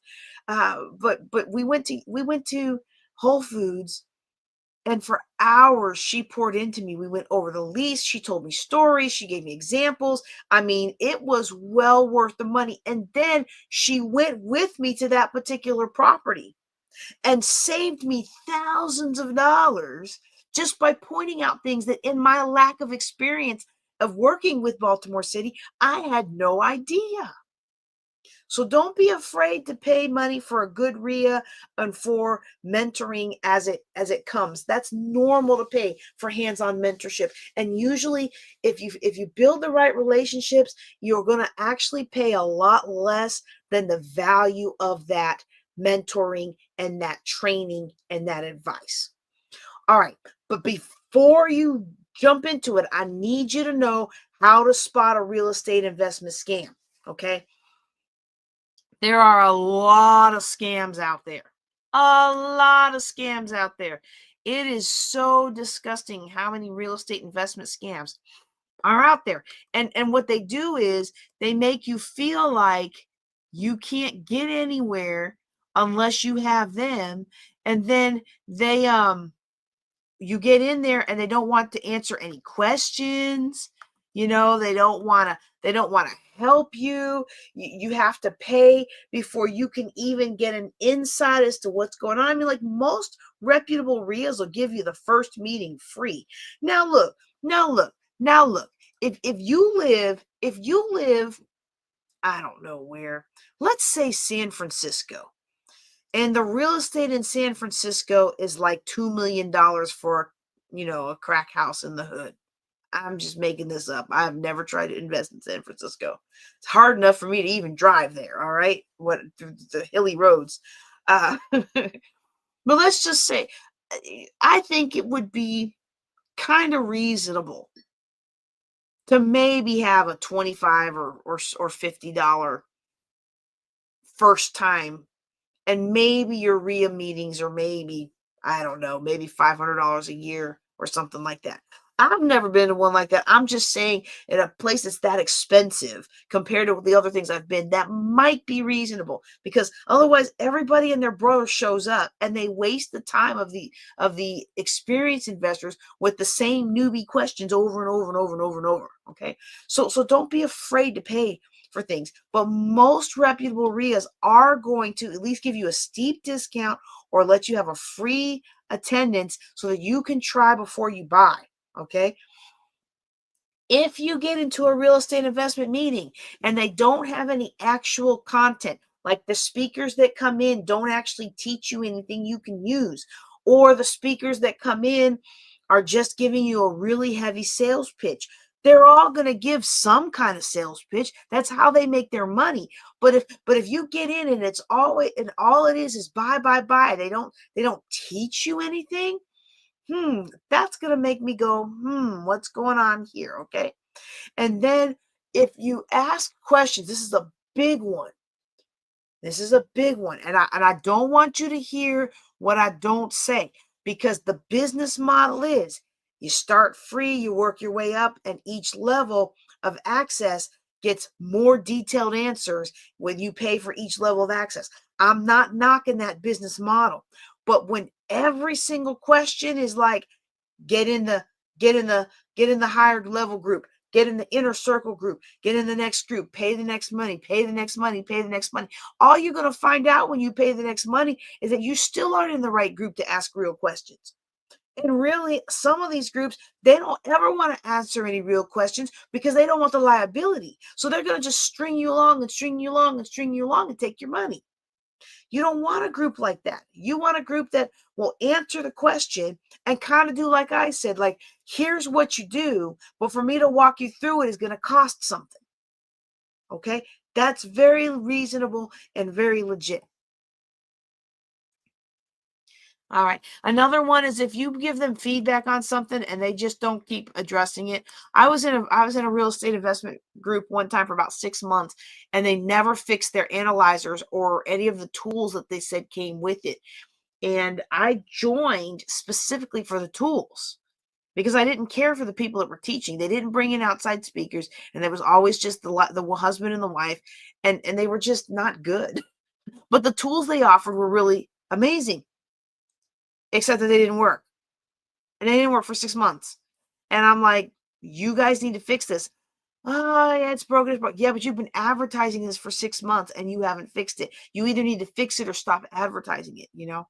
So a lot of people, there's a lot of scammers out there. You want to make sure that you watch out for real estate scams. Okay. All right. So that was the first one, which is finding your buyer's list. Okay. And again, let me go back to that first slide. We go into more detail on some of these other things, including scripts in our deep dive class. Okay. So you're finding buyers, and at the same time, you're finding candidate properties. Isn't this interesting? This looks an awful lot like what we had for finding your buyers. There's 2 ways to find properties, just like there was 2 ways to find buyers. The first way to find properties is prospecting. You go out looking for them. And another way to find them is marketing. Now, this is kind of funny because the property itself is not going to call you, right? But marketing gets the owner of the property to call you, to come to you, to DM you. All right. So that's something that, in fact, I'm going to fix that. Entices the owner to come to you. Okay. Did that fix on the slide? There it is. Okay. Yeah, because I want the slide to be correct. I know some people screenshot these slides, and I appreciate your donations when you do that to Queen of Cashflow on YouTube, not YouTube, Venmo, PayPal, and Cash App. Okay. So we that bottom bullet was for the deep dive training. So in case you haven't figured out yet, these slides that I'm showing you are actually a subset of the big huge slide deck that we use for the all-day training. And so I grayed out the wrong slide. Okay. We're talking about both, but we're giving a very snippet. In the all-day training, we're going to focus more on trying to find the properties, and then in our 90 days we'll actually dig into more on the seller, because it's just a lot. Okay. All right. So prospecting and marketing. Now, here's the interesting thing when it comes to prospecting for properties. Prospecting means you go find them. And people downplay the value of using the realtor, Zillow, MLS, and all that stuff. But actually, you know what's great about those? People in those systems, they want to sell their houses. People that are already in Zillow want to sell their houses. People that have listed with a realtor, they want to sell their house. Now, they may not want to sell it for the price you want to pay it, but they are already over the first gate of they want to sell the house. See, in this example, you may or may not have gone through the real estate, realtor.com, or a real estate sales agent in another brokerage that isn't a realtor. There are some that aren't. You might have had somebody call your marketing, and then you've gone to meet with them. Okay. But you haven't usually when people call your marketing, they haven't made up their mind they want to sell their house yet. See, they want you to make their problems go away and keep them in their house. And that usually can't happen, but they don't know that yet. Okay. So just be aware. But people in the MLS, people who are already listed, whether it's Zillow or Redfin or however they're listing their property, they are already predisposed to actually sell it. So that takes a huge chunk of the negotiating off the table. Okay, that's one way to find properties. The other way to find properties is driving for dollars, which we're going to do next month. And I mentioned earlier, but for those of you who are just now joining, or if you're listening to the Ladies of Wealth podcast, and I've broken this training up into several podcasts, me and my intern actually went and did some driving for dollars, and we recorded the whole thing. So you're going to get the live session plus that other day that me and her went, and you're going to get all of that in the follow-on class for next month. Okay. All right. You can also find candidate properties by calling bandit signs, because the person who is having a bandit sign is going to get all kinds of people call them. And maybe somebody calls them with a property that's really not appealing to them, or something that they just can't use. All right. So they might be willing to pass that deal to you. Okay. It's also a way to build your buyers list. So this is a double win. We'll talk more about that in the deep dive. You can also call the for rent ads, especially if you've aged them. This is a great way, call, text, email. It's a great way to find tired landlords who are ready to let go of that property into your hands and at a discount. All right. Now that's prospecting methods. Okay. That's prospecting methods, but marketing methods are kind of similar, just to different sides of the same coin. Marketing methods, one of the most effective ones is mailing. I don't recommend new people do mailings, because it does take a lot of time and it does take a lot of capital, and you want to make sure that the list that you're mailing to is targeted. You don't want to just spam all 60,000 people in your town, because most of those 60,000 letters are going to end up in the trash. We're going to talk in the deep dive about how you can actually get your letters opened, some tips and tricks for that. And we're also going to talk about using bandit signs to get people to call you, using flyers to get people to call you, and yes, even in 2025, old-fashioned door knocking. Yes, yes, yes. Whether you own a property, have listed a property, or anything like that related to a property, there are ways to go out there and knock on doors and not be seen as scammy or slimy. And we're going to talk about all of that during our deep dive. All right, so next month, what we're going to do is driving for dollars. Now, here's the thing. You got to make sure that you are subscribed to my mailing list, okay? If you have ever opted out, this link that I'm going to give you is not going to work, okay? But if you because and I found that out the hard way today because I thought people were getting added back in who had opted out a long time ago, but they came to take another class. And so then I found out they weren't getting any of the emails because the way I built it, certain forms don't re-opt you in. So that we're fixing that. We're in the process of fixing that. We spend most of the day fixing that. But if you've never opted out of anything I do, this link will put you on my mailing list, JJC link, jjclink.com/list. And that link will put you on my mailing list. The reason I'm asking you to subscribe to my mailing list is because the Driving for Dollars live session is going to be the day before the Driving for Dollars Thursday night class. So if you're not subscribed to my list, you're not going to know to get in on it. And I want you to get in on it. It's going to be $29. And like I said, we're gonna get everybody on the Zoom. I'm gonna put my phone in a little dashboard holder, and you're just gonna get to have the conversation. You get to see what we see as we're driving. You'll see how we write things down and what notes we take, how we describe the property so we can find it later. And then we'll go to the office and we'll start doing the research to find out where this property is. I mean, what the property's worth, who the owner is, and all that juicy stuff. Okay. All right. That's jjclink.com/list. Okay. That's what we're going to do. That's what we're going to do next week. We're going to drive for dollars. And when you're driving for dollars, this is a great way to find properties because what you're looking for is you're looking for property that people aren't taking good care of or people aren't living in. Vacant properties usually represent a big headache to the person who owns them, especially if there's a mortgage. Now, sometimes properties are vacant because they're vacation homes or they look vacant because they're boarded up for a storm coming or something like that. But when you find a property that's overgrown, sometimes that can be an indicator. Sometimes you find a whole bunch of piled up stuff like, all those political ads and everything just piled up. Nobody ever checked them. Nobody ever took them off the door. Probably a sign that nobody's there. And it might have a landlord who's tired of being a landlord and just want to sell. You might find somebody who's going through a divorce and the last thing they want to deal with is this house that's falling apart.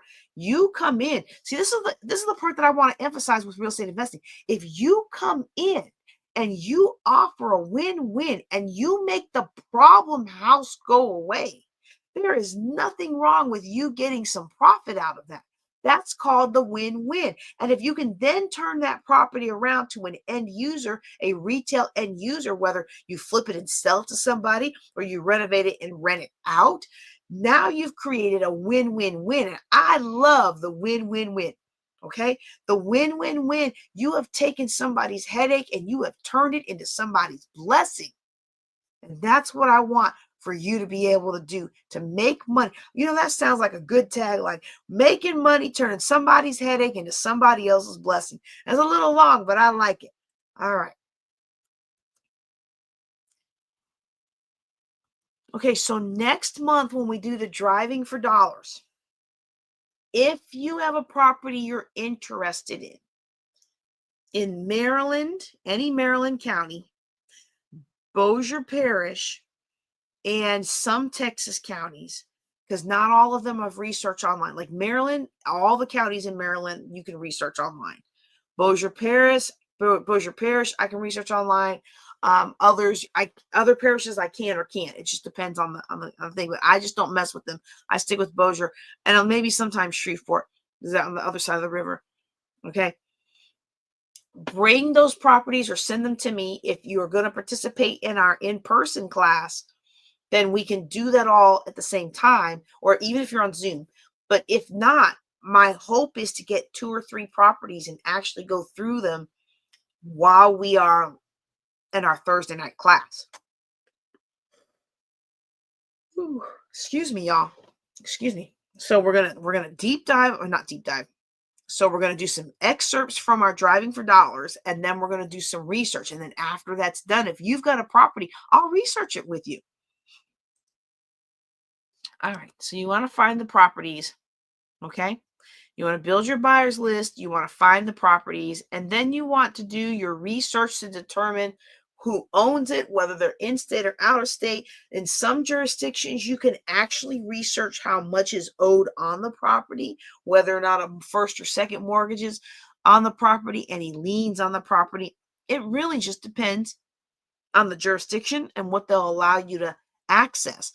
Every jurisdiction allows you to access most of that information through their office, but some limit the amount that you can limit the amount that you can access unless you subscribe and pay for an advanced subscription. Okay.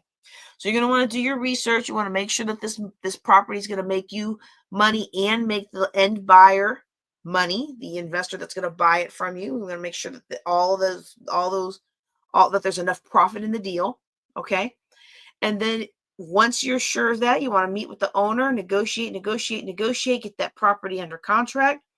Then you're going to want to sell and assign that contract to an investor on your list. And those of you who were here earlier, I kind of drew that out with my markers.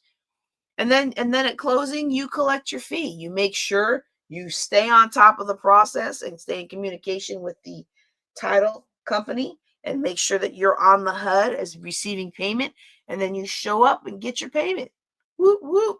Collect your fee. Now, I did say there were 7 steps. You notice that I've only been talking about 6 this whole time. So let me show you what number 7 is. Haha, take JJ out to dinner for teaching you this. No. Really, step 7 is celebrate, rinse, and repeat.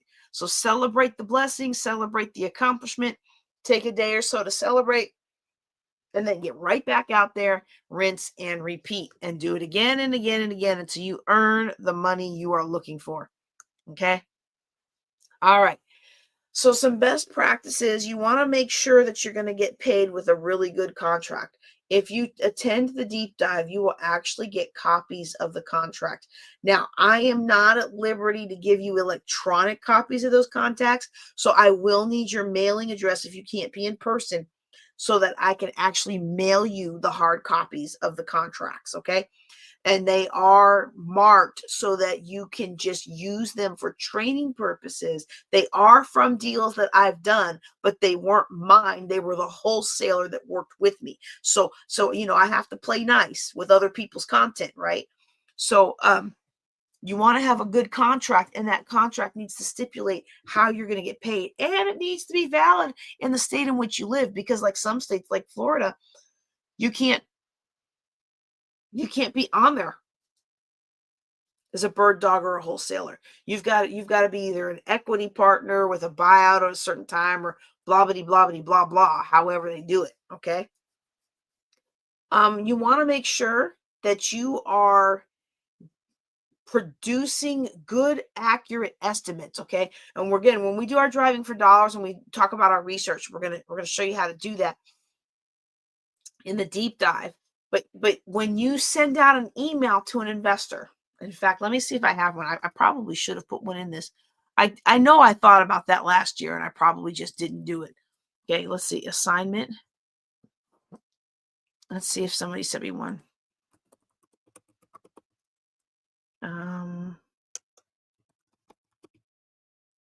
Updated list of assignment of contract, property list.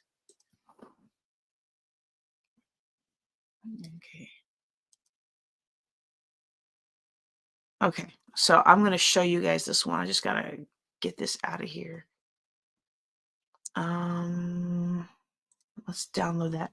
So when you find a property that you like, and I'm going to be upfront. This particular wholesaler did not put like pictures and stuff, and one of my favorite ones does. He actually takes a ton of pictures, and I don't know if this one does, and we'll see it in the Google folder. So I'm just grabbing the first one that came up when I did a search. Okay. But you want to have accurate information, because if you don't have accurate information, then when you send your emails, nobody's going to continue opening your emails or want to work with you. Okay. So let me see if I can stop the share of the slides real quick. And then I'm going to present, share screen. And let's try. I don't see my PDF. Chrome tab. Oh, because it's a Word document. Okay, hold on. I don't really want entire screen though. Okay, share. Okay, let me see if I can make that a little bigger for you. Okay, so this is from a wholesaler in Louisiana. Okay, and let's go ahead and click and follow this and see what they have. Oh, I should have prepped this beforehand. Are these all, like, how old is this? Oh no. No, don't do this to me. Okay, assignment.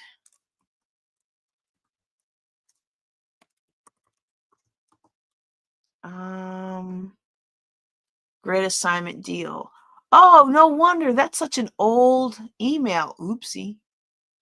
Okay, let's try this again.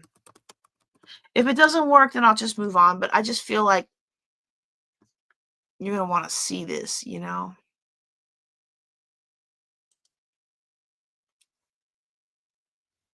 Okay.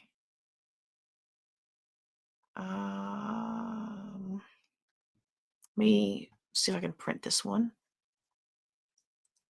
And then I'll show you guys that.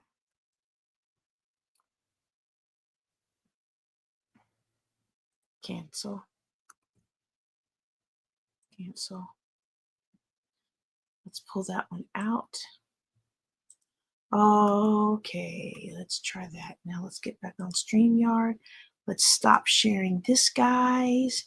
And let's share this, gals. Present. Share screen.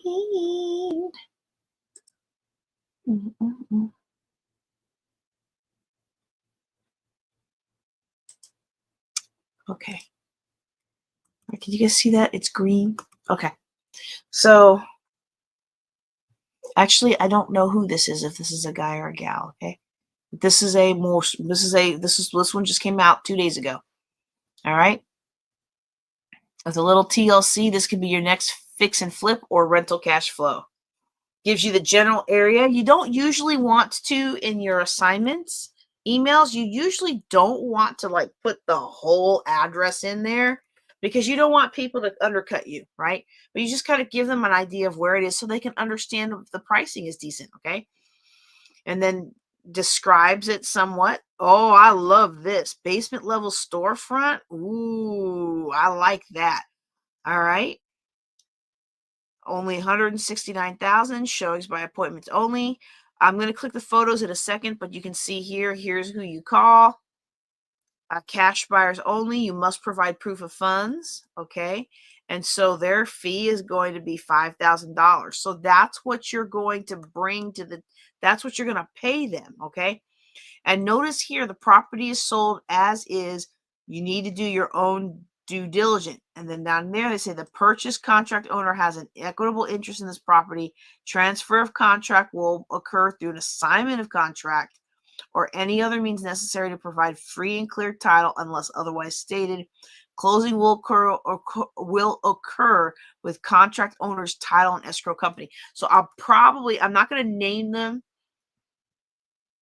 but there's a really good title company that does these all day long in Baltimore. So that's probably who they're working with. Okay. And then here, I find this interesting.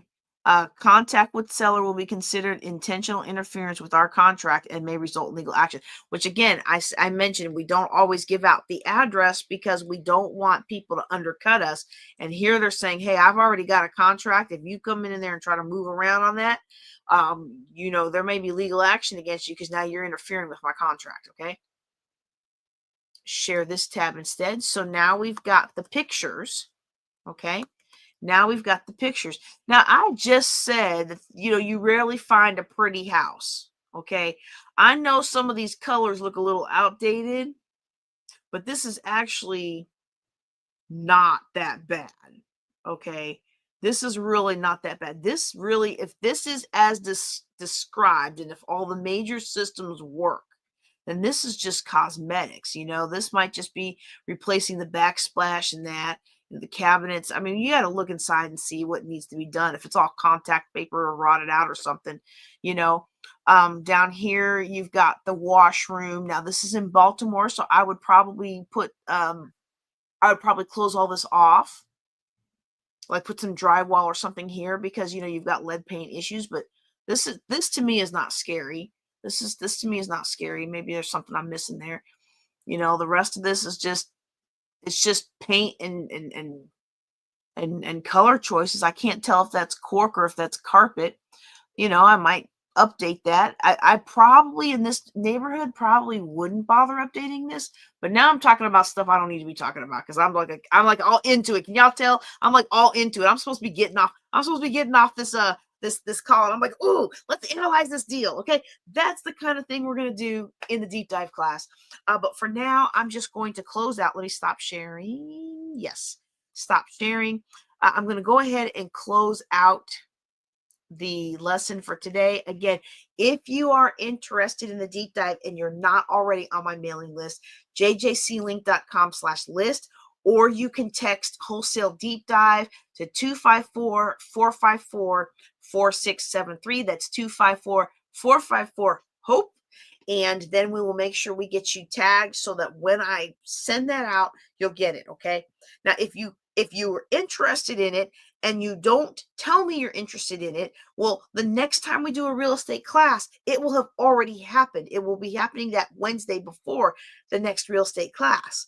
And so we're going to rebroadcast pieces of that, but if you want to get in on the whole thing for the driving for dollars, and if you want to get on the whole deep dive, those are going to be separate classes. The deep dive might be after the next class, but I'm not sure yet, and I don't want you to miss it. So don't miss it. Go right now. Text me 254-454-4673 or go to jjclink.com/list and just get it taken care of right now.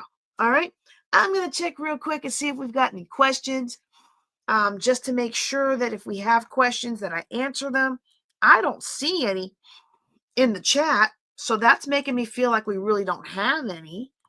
And I don't mind. I don't mind tonight because I've taken so long, and I think I've given you a very thorough education. But what I'm doing right now is I'm just logging into my various systems to see if we have questions. I'm checking the new Ladies of Wealth page as well as I don't see anything new in the Ask JJC. Can I show y'all the new Ladies of Wealth page? Hold on. Let me pull it up. The website to check it is different from the web link to do that. Okay, so I've got the guest intake form, but I don't. Okay, so no new of those is okay. Let's see if I can show y'all this. I am so happy with this page, y'all. I know I need to get to bed. We have our jurisdictional meeting tomorrow. I'm so excited, but I am not excited for driving through Dallas traffic. Nope, bitty, nope. All right. So let's see if y'all can see that. Yay. There we are. So this is the Ladies of Wealth website, okay? And so one of the things about the website, wait, you can't see can you see my mouse? Okay. One of the things about the website is if you have a thing here where you can ask a question, you can actually just start recording. You don't even have to put your email or anything in. You just record a quick blip and it gets to me. You can apply to be a guest. You can see all our different episodes. You can ask a question. Okay. And then you can get to that voicemail here if you don't see the tab, but you can ask a question. Okay. And then if you want to leave a review, you can leave a review. And you can also shop for your Ladies of Wealth and your Walk in Abundance swag if you're interested. In fact, I need to show y'all. I don't know if y'all noticed. I'm wearing my new Ladies of Well shirt. I've got a hoodie on under it because it's like 13 degrees out there. It was our new Ladies of Well shirt. And then my son was so mad because I made one for him, but I didn't think about the fact that he doesn't want to wear something that says Ladies of Well. So I've got to figure out how to like use the Cricut to put like listen to my mom's podcast or something like that. I don't know what I'm going to do for him yet, but it's a cute little shirt. Okay, that's all I have for y'all today. I hope you have enjoyed this time with me. And if you're listening to me as part of the Ladies of Wealth podcast, I want to encourage you to join us live Thursday nights. They're usually, this was a 2-hour class that we've broken up for some of the podcasts. They're not usually 2 hours. We actually try to keep them down to about an hour, 45 minutes to an hour. That's what we're trying to do in 2025, right? But this was a really good meaty topic, and I think that everybody had fun tonight. So again, I'm JJ Conway. Thank you so much for being with me today. It's not lost on me that you spend your time with me. Your time is your most precious resource, and I'm honored that you would spend that precious resource learning from me. Y'all take care and be blessed.